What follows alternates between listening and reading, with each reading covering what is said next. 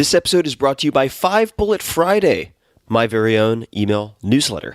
It's become one of the most popular email newsletters in the world with millions of subscribers, and it's super, super simple. It does not clog up your inbox. Every Friday, I send out 5 bullet points, super short, of the coolest things I've found that week, which sometimes includes apps, books, documentaries, supplements, gadgets, new self-experiments, hacks, tricks, and all sorts of weird stuff that I dig up from around the world. You guys, podcast listeners and book readers, have asked me for something short and action-packed for a very long time, because after all, the podcast, the books, they can be quite long. And that's why I created 5 Bullet Friday. It's become one of my favorite things I do every week. It's free. It's always going to be free. And you can learn more at tim.blog/Friday. That's tim.blog/Friday. I get asked a lot how I meet guests for the podcast, some of the most amazing people I've ever interacted with. And little known fact, I've met probably 25% of them because they first subscribed to 5 Bullet Friday. So you'll be in good company. It's a lot of fun. 5 Bullet Friday is only available if you subscribe via email. I do not publish the content on the blog or anywhere else. Also, if I'm doing small in-person meetups, offering early access to startups, beta testing, special deals, or anything else that's very limited, I share it first with 5 Bullet Friday subscribers. So check it out, tim.blog/Friday. If you listen to this podcast, it's very likely that you'd dig it a lot. And you can, of course, easily subscribe anytime. So easy peasy. Again, that's tim.blog/Friday. And thanks for checking it out, if the spirit moves you. Optimal minimal. At this altitude, I can run flat out for a half mile before my hands start shaking. Can I answer your personal question? Now would seem an appropriate time. What if I did the opposite? I'm a cybernetic organism, living tissue over a metal endoskeleton. Ferriss Show.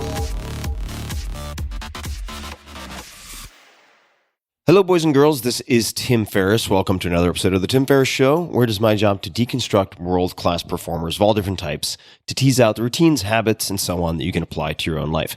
This is a special inbetweenisode, which serves as a recap of the episodes from the last month. Features a short clip from each conversation in one place, so you can jump around, get a feel for both the episode and the guest, and then you can always dig deeper by going to one of those episodes. View this episode as a buffet to whet your appetite. It's a lot of fun. We had fun putting it together. And for the full list of the guests featured today, see the episode's description, probably right below wherever you press play in your podcast app. Or as usual, you can head to tim.blog/podcast and find all the details there. Please enjoy. First up, Jack Kornfield, who trained as a Buddhist monk in the monasteries of Thailand, India, and Burma. Jack has taught meditation internationally since 1974 and is one of the key teachers to introduce Buddhist mindfulness practice to the West. His most recent book is No Time Like the Present: Finding Freedom, Love, and Joy Right Where You Are.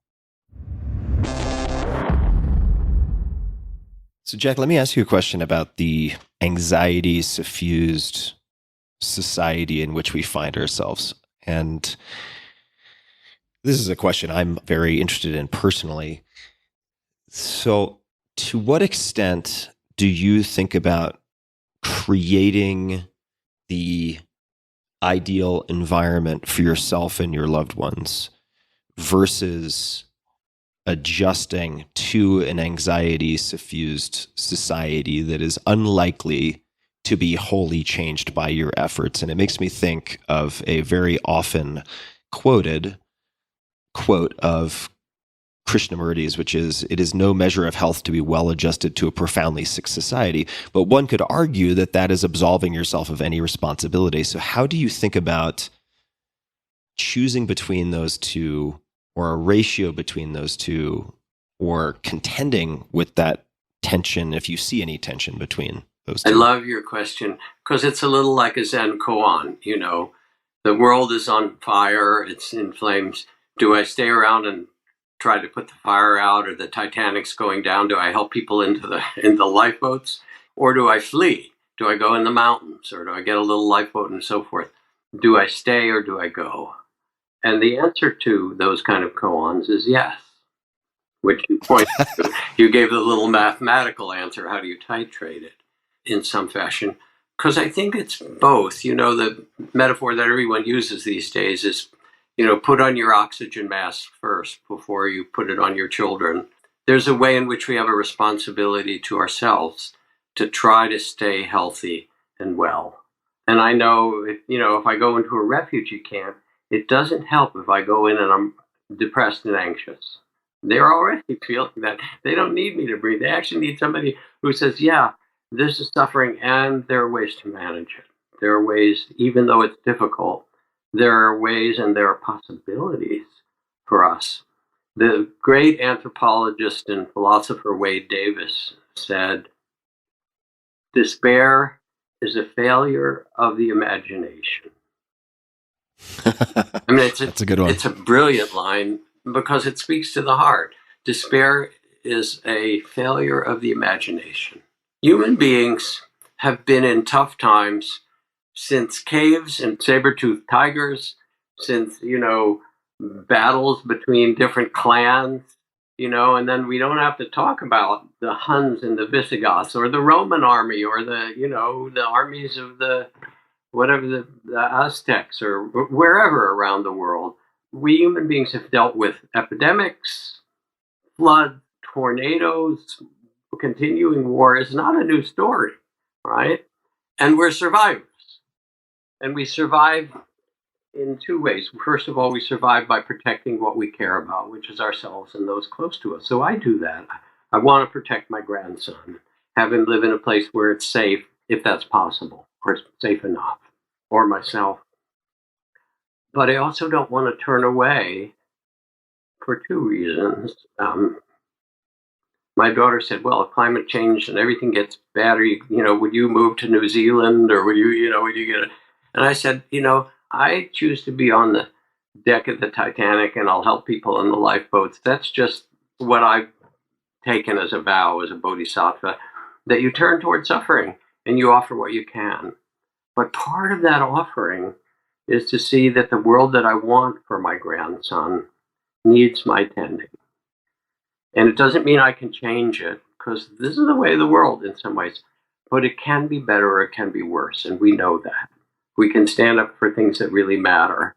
And so your question, which is it's a question of the heart, it's also different for different people. There's some people who are profoundly contemplative, and I think the extreme are those Tibetan yogis in a cave who are broadcasting compassion to everybody in the world. If we're all connected, as they say, as we find, then that's their contribution. But then there I was out on the streets in March for Your Lives in D.C. for this, and that was also important.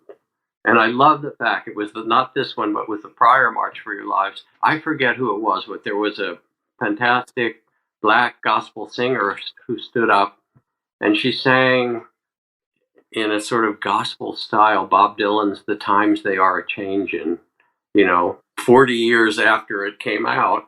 Gather around people, the times are changing, don't block up the wall. And I listened, and it was the very same medicine that we needed.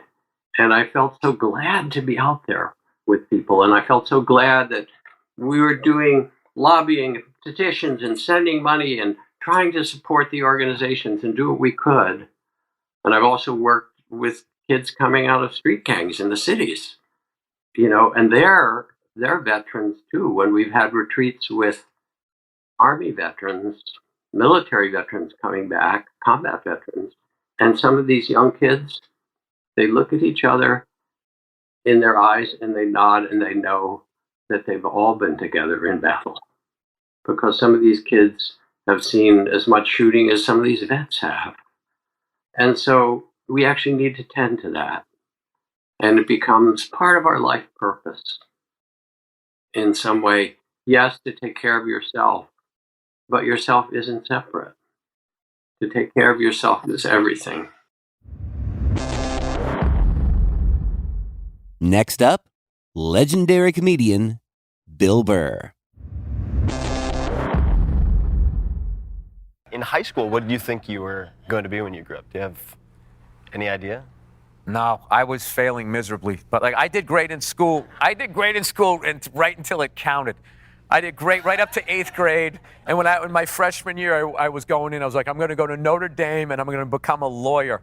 And by like sophomore years, it's like I'm going to be a construction worker and go to Wentworth. I'll drive a truck. Yeah, I don't know. I think somewhere along the line, I just wanted to have a fun job. I wanted to have a fun job. I did know that because, I hated everything else. I didn't like carpeted areas. I didn't like wearing suits. Like I liked working in warehousing. I liked having a job where I could walk away from an area. Like I always just remember seeing people who had to sit in cubicles, like they just had to be there. And if you're not there, and immediately they know that you're screwing around. Like where is he? He's supposed to be right here. He's not getting what he's supposed to be done. So if you work in warehousing, you could be on like a forklift or unloading a truck or cutting up boxes or just doing something. As long as you were in this giant area, they were all right with it. And like warehousing is great. It's all class clowns, musicians, like addicts, alcoholics and shit. I remember this dude coming into work. He came in like 3 hours late. It was like 90 degrees out, and his hair was soaking wet from a shower, like dripping down. He's like, oh yeah, the traffic was brutal. It's just like, dude, your hair's still wet from the shower. And I remember, he had a major coke problem. And he'd be wired. I remember my boss had a coke problem. I remember getting that job, and the first day I saw him, this guy was like probably 6'4" and couldn't have weighed more than $160. He was just wired, and they had this pallet jack that was like electronic, and they're like, yeah, let me take you over to meet the boss. And he saw me, and he was just so good, just geeked out. He was just like driving it towards the dock, back and forth, going, I'm gonna drive it off the dock, and just coming back, like licking his lips and shit. And I was just like, all right, this is gonna be my boss. And I worked the third shift, and it was all people like me working our way through college. Like if you didn't get student loans or whatever, I got laid off from that shit because there was this fat fuck used to come out from the. He was fat and he was a fuck. So he would come walking out. He'd come walking. I remember he used to wear short sleeve dress shirts, and he's one of those guys so fat he had to really swing the arms to get out. And he'd just come walking out, and he'd look around, and all these badass dudes all of a sudden would be grabbing boxes and pretending to work. And I just had that thing. Maybe it's a stand-up comic thing where that thing. You just like, I was like, fuck this guy. Fuck this guy. And I just look at him like, hey, what's going on? Like, I'm not doing this little fuck. I'm working out here. I don't want to fucking extra work when you come out here. Fuck you. Why don't you pick this up, you tub of shit? That's what I was thinking. So then I ended up, right after that moment, like an idiot, I then asked the coked up guy for a raise. And then I think the fatty was just like, to hell with this guy. So then I got laid off from that. And then I was collecting unemployment, which I had never done. And I felt like a piece of shit doing it because my parents worked so hard. And it was a bad economic time, and I couldn't get a job. And I just decided that I wanted to be a comedian because working in the warehouse, I was working with this guy who was hilarious, and he wanted to be a comedian. And he was the first guy that said it. He said, one of these nights I'm going to take a shot of Jack Daniels and just go on stage. And then all of a sudden, it wasn't on TV. Once again, we didn't have YouTube, so it was sitting next to me. I was thinking, well, if he can do it, I can do it. So I knew that I was a baby step kind of guy, so I had to, rather than just doing it, I transferred to Emerson, which was more of a performance school. And then I just went there, and every class I could get up in front of the class, I would do it, no matter how nervous I was. And I was a really shy, really withdrawn kid. And I just forced myself to do that. And every time I did it, even if it didn't go well, I felt good that I did it. And then I started to like it. And I started doing radio, because radio was a good baby step between performing and being funny to like a live crowd, because it was like I was on a microphone, there was an audience, but I couldn't see them, I couldn't hear them. Next up, Edward O. Thorp. Edward was one of the world's best blackjack players and investors, and his hedge funds were profitable every year for 29 years. He is the author of Beat the Dealer, Beat the Market, and A Man for All Markets, From Las Vegas to Wall Street, How I Beat the Dealer and the Market. Ed, I'd love to know, and if there's no answer that comes readily to mind, that's fine as well, but I'm 45, and I'm wondering, or roughly 45, after some thinking, and I am roughly at the midpoint to my next target, which is to get to your age, and then from there to 120 or who knows where. By then the world will have changed a lot, and your odds will be a lot better. One can hope. A boy can dream. So I hope that is the case and that we're not living in some dystopian future where no one has any reproductive health. So I am hoping for the upside case. Let's assume that is true. What are some of the new beliefs or changes in beliefs that most positively impacted your second half? And of course, this is self-serving, and it's possibly a hard question, but how did your thinking or priority or beliefs change after the midpoint that you think, retrospectively looking at it, have most benefited you or those around you? I started running probably when I was about 40, just a mile or so on a Saturday. And then we talked about last time, I built it up. Then I started actually running marathons when I was 47. So I got into running very late. But marathoning taught me quite a bit about life in a way, because I began to say to myself, life is a lot like running a marathon. And if you look at it that way, here I am at that age then, back in roughly around 50. Here I am at the midpoint, perhaps, of a marathon. So if you're running a marathon, you don't sprint because you'll burn yourself out early. You are careful not to step in potholes. There are all kinds of other things that you need to take care of in order to get to the finish line. And you eventually learn, some of us learn, how to get through the wall without there being a wall anymore, which it took me 7 marathons to figure that one out. So I thought to myself, well, the same thing about life. If you plan ahead, you can avoid a lot of problems that sink other people. Knee replacements, heart clogging up, catching diseases because you don't do proper vaccination, going to countries where there are horrible diseases to catch in the first place. You can't protect yourself fully, maybe, that sort of thing. So thinking long-term is one thing that running a marathon teaches us. And so I tend to think long-term anyhow, but that was a great reinforcement. In the last, say, 5 to 10 years, is there anything you've profoundly changed your mind about? Or it could be recently. I don't need to put a time frame on it. To me, the value of being around good people and not being around the few bad people is much higher than it ever was before. And the people in my life I consider the most important, and my actions with good people the most important thing. I enjoy other things, but I think at this age, you've basically done most of the stuff that you're going to do of any general broad significance. And so it's a time to reflect and to think about life and enjoy it. And if one has any wisdom, to share it to some extent. Well, you seem as sharp and as lively as ever, as far as I can tell. I mean, you certainly have more vitality. However, I know that's a bit of maybe an italicized word, but life force than a lot of the 40-somethings I know. So whatever you're doing, well, thank you. Keep doing it. And is there anything else, Ed, that you'd like to add before we bring this conversation to a close? I think an important thing for everyone is to think about the world and society as us instead of me, and to try to act that way, and to think longer term. Think about how the things one does affects the people around them, not only right away, but down through the years. And it might seem like it doesn't matter, but it does in a way. And a lot of these things that you make better now for the future will actually benefit us a lot sooner than you might think otherwise. Pollution, for example. Climate change is coming along, and it's coming along pretty fast.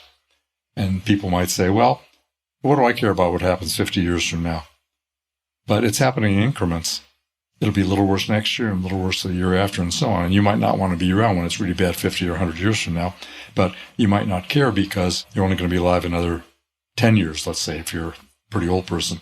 But still, these things come along sometimes faster than you think and in ways that you don't expect. And so it's wise, I think, to just try to make the world a better place in any way you can, even though you might not reap all the benefits. Yeah, hear, hear. Next up, Jason Portnoy. Jason served as the first chief financial officer of Palantir Technologies and is the author of Silicon Valley Porn Star, a memoir of redemption and rediscovering the self. I changed everything. Yeah. I changed everything. I changed my diet. I changed my sleep habits. I changed my workout habits. I changed the people I talked to, the work I did. I changed everything. Let me ask a question that comes to mind. How much of that, if any, was consciously or subconsciously a desire and a renewed ability to look at yourself differently? Does that make sense? Like sort of allowing you to regain maybe confidence or self-respect so that you could do the work necessary, right? When you change so many things, when you change everything, you're basically unrecognizable, right, compared to the person that you were, behaviorally speaking. I felt like it was out of necessity that I had been living with this set of beliefs of what would make me happy. I had been lying. I was full of shame. I was in danger of, my career was at risk because I was taking bigger risks with what I was doing in terms of the philandering and stuff. And I was probably risking my health. I was probably risking my safety. I was definitely risking my marriage. Like everything that I cared about was at risk. And so I think I just didn't want to lose it all. And that was 2000. It was early 2015. Early 2015. At what point? So I just have some notes here. These are from your book. 2 books: The Seed of the Soul, and then that first one is Gary Zukov, Zukov, and then Healing the Shame That Binds You. Yeah, so those came in later. I would say another book that was really instrumental when I was in the deepest part of my journey was Love Warrior by Glennon Doyle. So, I mean, and I read so many books during that time, but the ones that really stuck out were Autobiography of a Yogi, Emmett Fox's books, and Glennon Doyle's book, Love Warrior. Love Warrior. And Love Warrior, you want me to tell you? Please. Yeah, Love Warrior, Glennon, if you haven't read the book, she just shares her story and is very vulnerable.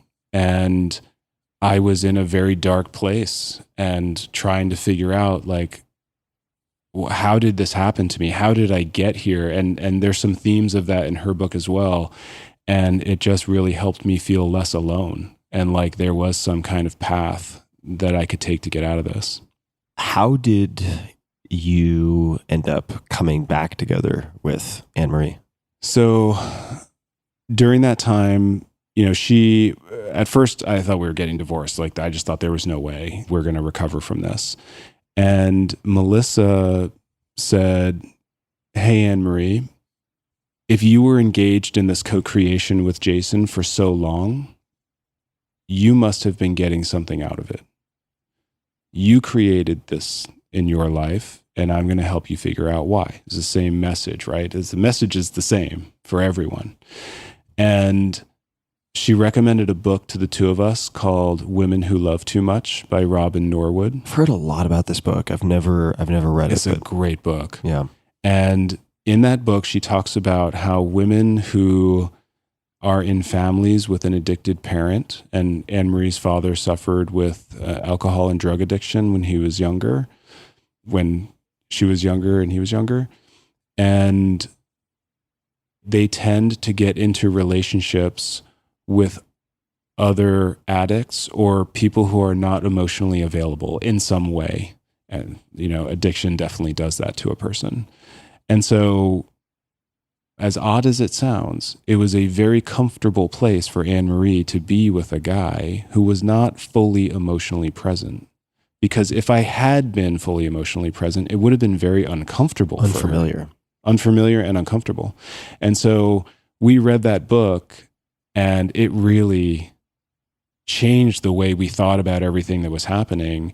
And she started to understand this as well. But she also got very clear, with her boundaries, like, you need to fix this. You need to climb out of this. I understand you're on a journey. I understand you have work to do. But if I ever feel like you're not working and you're not taking this seriously, then we'll get divorced. It was that clear. And I was like, yes, ma'am. Like, I am going to do this. And I really wanted to get well. I didn't want to lose her, and I didn't want to lose my daughter. When did Melissa reach out to Anne Marie, or were they also having an ongoing Oh, conversation? Yeah. When I started way back in 2010, when I started working with Melissa, Anne Marie started working with her around the same time, and we both still talk to her on a weekly basis.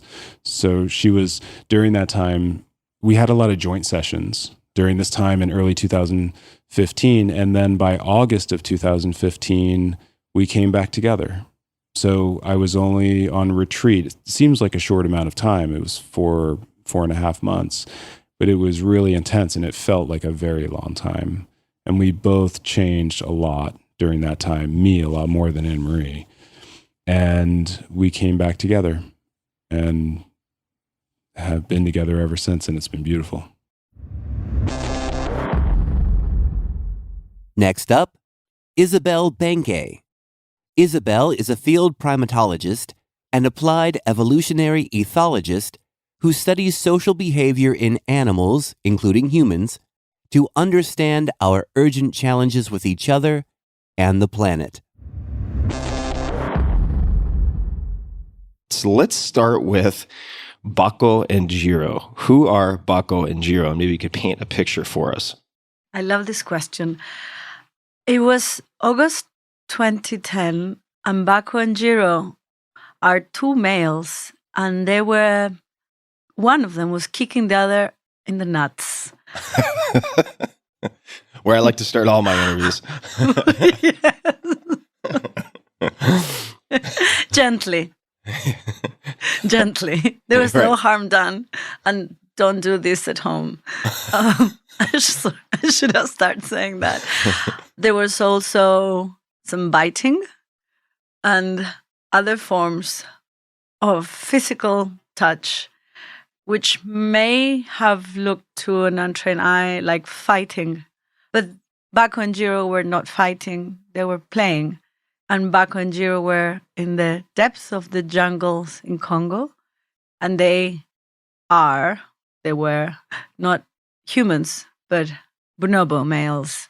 And this observation of these two males playing was, to me, really extraordinary, because let me give you some context after the kicking in the nuts comment.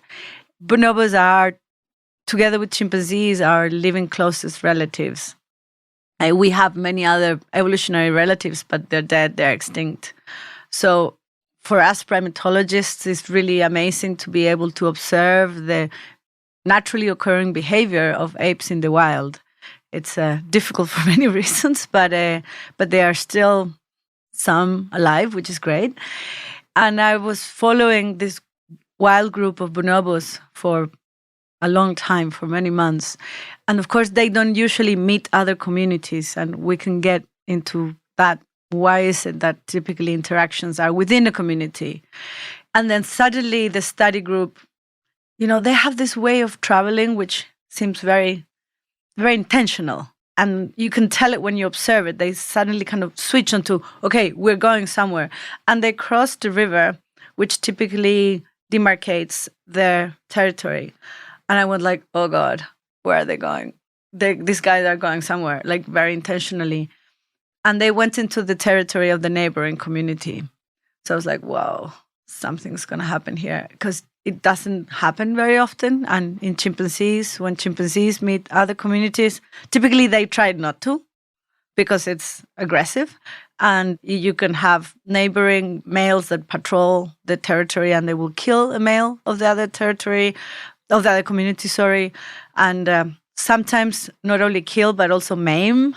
For instance, they will take out their genitals. It's very, very... That's why this bonobo observation, I think, is poignant, because there's this joke I'll ask you. what's the most vulnerable part of the male anatomy?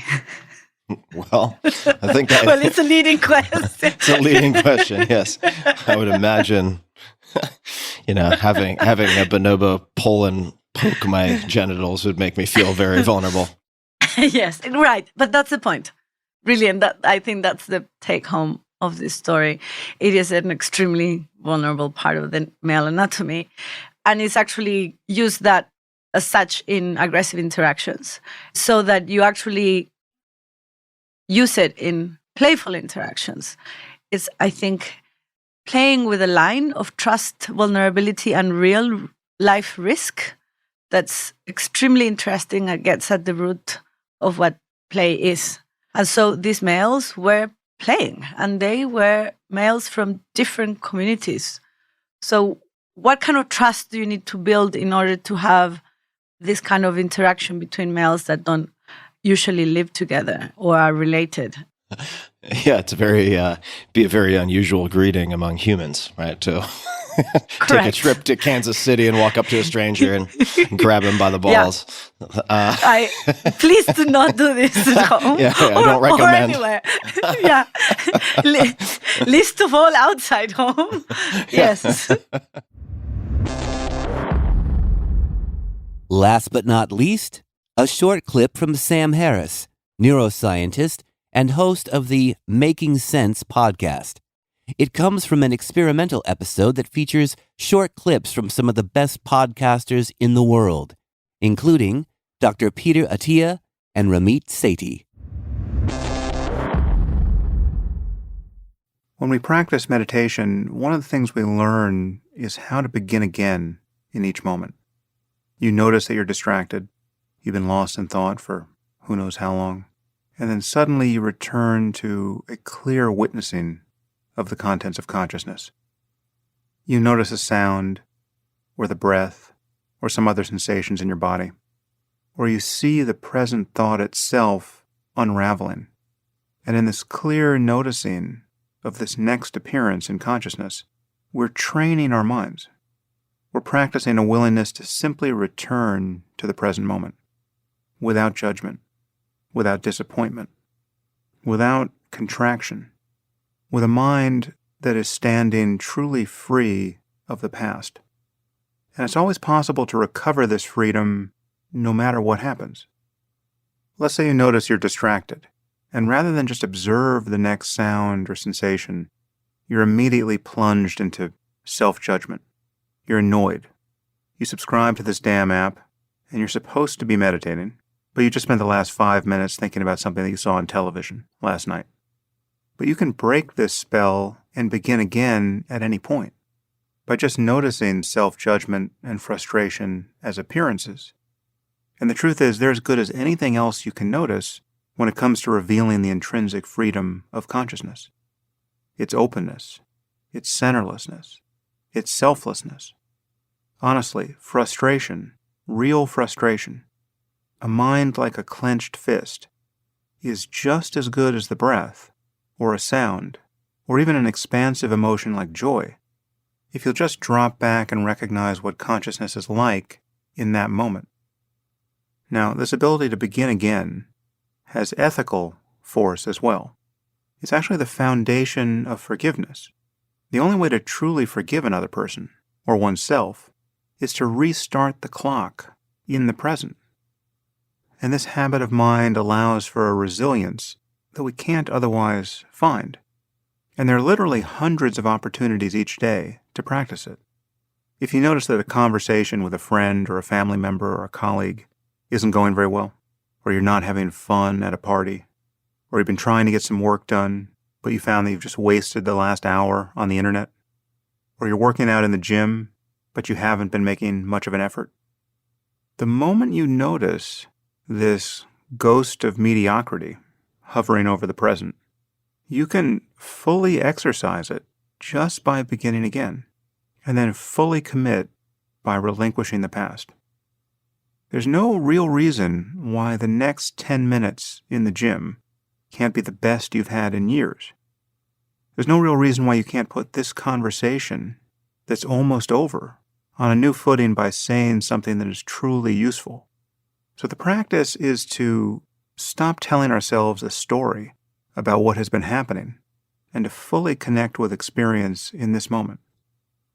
Notice this present thought, this fear, this judgment, this doubt, this desire to be elsewhere, as an appearance in consciousness. And then just begin again. And now here are the bios for all the guests. My guest today is a fan favorite, one of my favorites, Jack Kornfield. So Jack is one of the few people I have on speed dial if I hit particularly acute existential distress or anxiety. And this is roughly a 2-year anniversary since we recorded an episode, which I suggest everyone listen to, right at the early stages of COVID. This was in March of 2020. So who is Jack? Jack Kornfield trained as a Buddhist monk in the monasteries of Thailand, India, and Burma.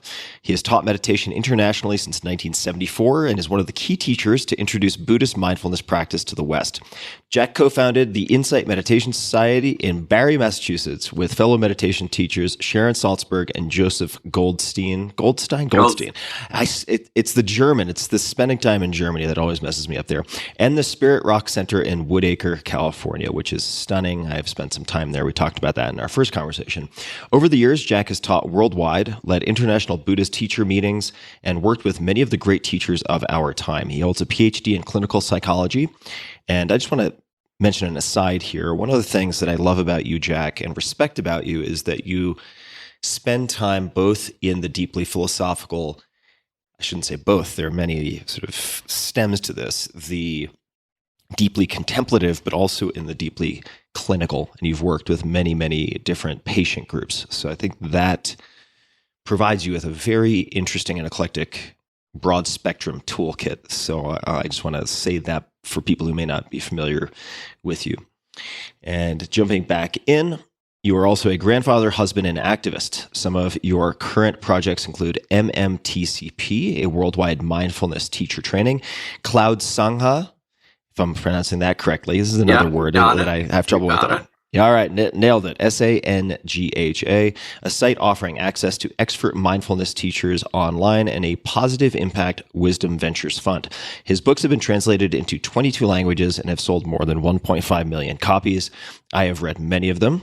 They include A Wise Heart, subtitle A Guide to the Universal Teachings of Buddhist Psychology, A Path with Heart, After the Ecstasy, The Laundry, one of my favorite titles, Teachings of the Buddha, The Art of Forgiveness, Loving Kindness, and Peace, Bringing Home the Dharma, subtitle Awakening Right Where You Are. And his most recent book is No Time Like the Present, subtitle Finding Freedom, Love, and Joy Right Where You Are. You can find him online, jackkornfield.com. That's KORNFIELD.com. On Twitter, at Jack Kornfield, Instagram, Jack_Kornfield. So imagine yourself all alone on stage in front of 14,000 people staring directly at you. For many of us, probably most of us, that'd be a complete nightmare.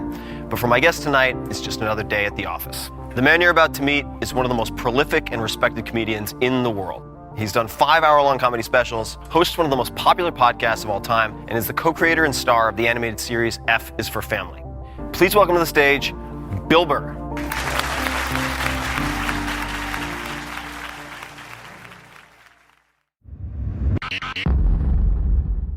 My guest today is Edward O. Thorp. He is the author of the bestseller Beat the Dealer, which transformed the game of blackjack. His subsequent book, Beat the Market, co-authored with Sheen T. Kassouf, influenced securities markets around the globe. He is also the author of A Man for All Markets, subtitle From Las Vegas to Wall Street, How I Beat the Dealer and the Market. Thorp was one of the world's best blackjack players and investors, and his hedge funds were profitable every year for 29 years. He lives in Newport Beach, California, and his website is edwardothorp.com. My guest today, Jason Portnoy. Nice to see you. Who is Jason? Entrepreneur, venture capitalist, and author. Jason Portnoy began his career at PayPal, working closely with technology icons like Peter Thiel, Elon Musk, Max Levchin, and Reid Hoffman. He served as the first chief financial officer, aka CFO, of Palantir Technologies, and later founded Oak House Partners, a top-performing venture capital firm. Jason is sought after as a trusted advisor to technology company CEOs, and has spoken on topics ranging from executive leadership to the intersections of technology and humanity. He holds engineering degrees from both Stanford University, MS, and the University of Colorado. That is BS, not BS as in, you guys should know what I mean by now. His new book, which we will get to, is Silicon Valley Porn Star. What a title. My guest today is Isabel Behncke. Let me spell that for you. Per her Twitter handle, at Isabel, Isabel, last name Behncke. Isabel is a field primatologist and applied evolutionary ethologist who studies social behavior in animals, that includes us humans, to understand our urgent challenges with each other and the planet. Isabel grew up at the foothills of the Andes Mountains in Chile, where she developed a lifelong love for nature and wildness, as well as culture and the arts. An explorer scientist, she is the first South American to follow great apes in the wild of Africa. She walked more than 3,000 kilometers. For us Yanks, that's roughly 1,864 miles, quite a few, in the jungles of Congo for her field research observing the social lives of wild bonobo apes, who, together with chimpanzees, are our closest living relatives. Isabel documented how bonobos play freely in nature and has extended this research to show how human apes play at Burning Man, for instance, other festivals, and in everyday life. Isabel has observed how play is at the root of creativity, social bonding, and healthy development, findings that have relevance in education, innovation, complex risk assessment, freedom, and many, many other places. Isabel, we'll see how I can screw up these titles and, of course, degrees, which is always a challenge. Isabel holds a Bachelor's of Science in Zoology and a Master's of Science in Nature Conservation, both from University College London, a Master of Philosophy, an MPhil in Human Evolution from Cambridge University, and a PhD, although I think it's a Dr. Phil. That's not Dr. Phil, as in the daytime show host, something like that. PhD in Evolutionary Anthropology from Oxford University. She has won several distinctions for her public communication and knowledge integration, which ranges in format from TED, which was also most recently on the grand stage. So congratulations for that. Wired, the UN, BBC, where I think she won or was nominated as having one of the most interesting interviews of 2020. I think she ranked number 3. And Nat Geo to rural schools in Patagonia and traveling buses of school children in Congo. She is a senior fellow of the Grutter Institute, a TED fellow, and currently advises the Chilean government working on long-term strategies in science, technology, innovation, and knowledge for Chile's president. She can be found in Chile and New York City. You can find her on Twitter, like I mentioned, at Isabel Behncke, and on Instagram, Isabel_Behncke, Behncke. Hello, Tim Ferriss fans. This is Sam Harris. I've been on this podcast a couple of times before, and I'm also a frequent listener. I host my own podcast, Making Sense, and I also have an app called Waking Up, which I previewed here on Tim's podcast about 3 years ago, and it's been a major focus of mine ever since. As some of you might remember, my academic background is in neuroscience and philosophy. I also share Tim's interest in psychedelics, both in the current scientific research and in the occasional personal use. I've also spent a lot of time practicing various forms of meditation.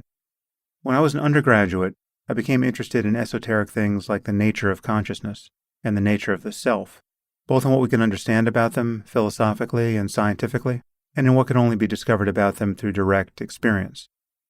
And at that point, I dropped out of school for what became a full decade.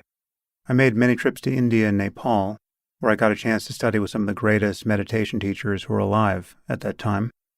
This was in the late 80s and 90s. I also spent about 2 years on silent retreats, ranging in length from 1 week to 3 months. I eventually did go back to school, where I finished my degree in philosophy, and then I did a PhD in neuroscience. And while I've covered many other areas in my work since, I've written several books and done hundreds of podcast episodes on a wide range of topics. I've always been most interested in those first questions about the nature of mind that sent me to Asia in the first place, and into the silence of retreat. While questions about consciousness and the nature of the self may seem divorced from everyday concerns, they actually relate directly to the most fundamental causes of happiness and suffering, and to the larger question of what it means to live a good life, personally, psychologically, ethically, and even collectively, for whole societies. Waking Up is where I fully explore these issues. Hey guys, this is Tim again. Just one more thing before you take off, and that is 5 Bullet Friday. Would you enjoy getting a short email from me every Friday that provides a little fun before the weekend? Between 1.5 and 2 million people subscribe to my free newsletter, my super short newsletter called 5 Bullet Friday. Easy to sign up, easy to cancel. It is basically a half page that I send out every Friday to share the coolest things I've found or discovered or have started exploring over that week. It's kind of like my diary of cool things. It often includes articles I'm reading, books I'm reading, albums perhaps, gadgets, gizmos, all sorts of tech tricks and so on that get sent to me by my friends, including a lot of podcast guests. And these strange esoteric things end up in my field, and then I test them, and then I share them with you. So if that sounds fun, again, it's very short, a little tiny bite of goodness before you head off for the weekend, something to think about. If you'd like to try it out, just go to tim.blog/Friday. Type that into your browser, tim.blog/Friday. Drop in your email, and you'll get the very next one. Thanks for listening.